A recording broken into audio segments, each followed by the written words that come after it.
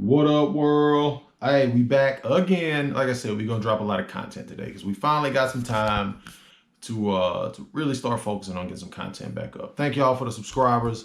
I'm at a little bit over 200. I never thought I'd be there, but like every other video, we're gonna jump right into it. So this video is the top 3 things that blew my mind when I started fishing in New Jersey. We'll start with number 1, the Bailless spinning reel. So when I got here, I saw guys with these reels and I'm like, where's the bail? Like, how do these guys, like, why would you take the loopy thing off the reel? Like, why would you take the bail off? Like, I don't get it. So I started reading, researching, I started understanding, oh, they take it off because it's just an extra piece of equipment to maintain. Without it, you can, you can just have one less thing to fail when you're out there on the surf, because if you're out there surf fishing, the last thing you want is an equipment failure that's going to send you home. So I guess over time, people got smarter. You got a counterbalance weight here, and you got one inside the spool, so when you're actually reeling it, it doesn't wobble all over the place. The Salt X, love-hate reel. I love mine. It does what I need it to do. I'm a weekend warrior. I've dunked it. I wash it off in the surf. I come home, clean it. And as I got more in depth with the culture of the surf scene of the East Coast, I realized this is a big deal. Like, everybody uses a Bailless spinning reel. Some people don't. I mean, during the summer, you'll see the Mooks and Momos and some of the locals out there with their grandfathers, fathers die with BG from who knows when, still kicking because it's American made. But you can't count these reels out. But anyway, yeah, Bailless spinning reels. Those really just made me say, wow, like that's a thing. And I challenged myself. I learned how to throw a conventional non-level wind when I was in Virginia. So I was like, you know what? I need one. So I bought me one, installed a Bailless kit via Tackle Advisors, and haven't looked back since.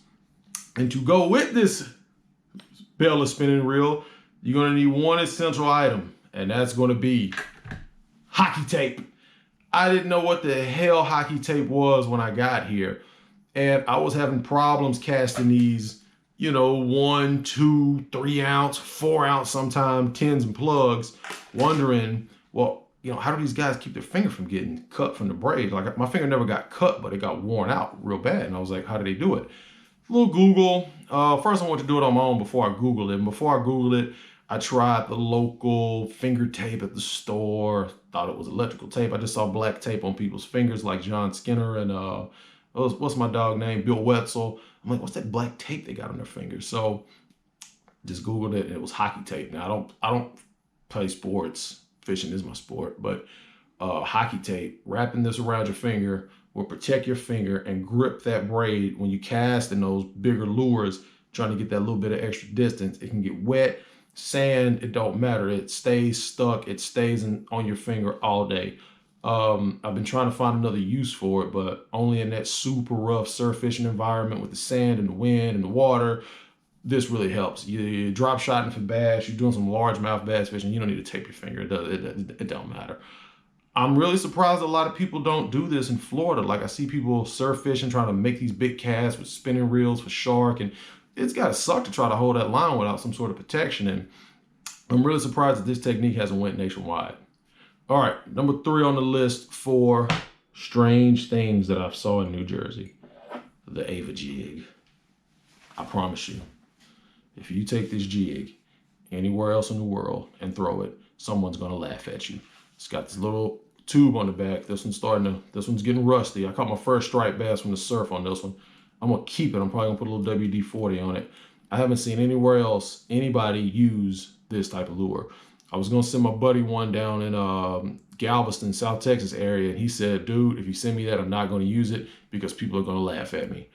This thing catches fish. It catches everything on the East Coast. The only thing that won't eat this is probably a tautog, and you could probably get lucky and catch one. Dogfish, striped bass, bluefish, false albacore, bonita, mackerel, everything eats this, and it's just the craziest looking thing. And for a long time, I couldn't find myself to throw it. I just could not throw it. I was just like, I'm not throwing that. But I don't know if this lure is seen anywhere else in the U.S. West Coast, East Coast, and then you guys use an Ava jig, a diamond jig with the tubing attached.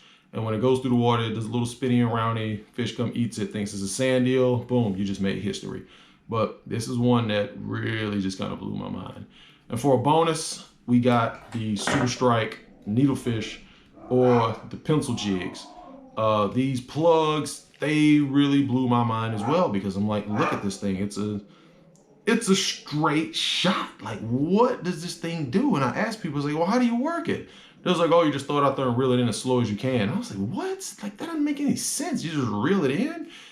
And I've looked at some research, and it said these little grooves, and just the fact that this thing moving through the surf, the fish can feel it with their lateral lines, and they'll just come and eat it like it's a needlefish. And if you've never seen a needlefish, give it a Google. I guess this could emulate sand eels as well. We get a sand eel run here in New Jersey. But I just wanted to share with you some of the stranger things that I've seen in New Jersey since I've started fishing here. And like I say, I don't think anywhere else in the world anybody would throw a lure with zero character. This thing is a stick, but it catches fish. All right, folks, that's all I got for this week. I'm gonna drop a couple videos this week. I'm trying to go no edits, trying to make them quick, keep them straight to the point. I don't like to get all over the place with my thoughts, which is really easy for me to do. All right, if you ain't already subscribed, and thank you.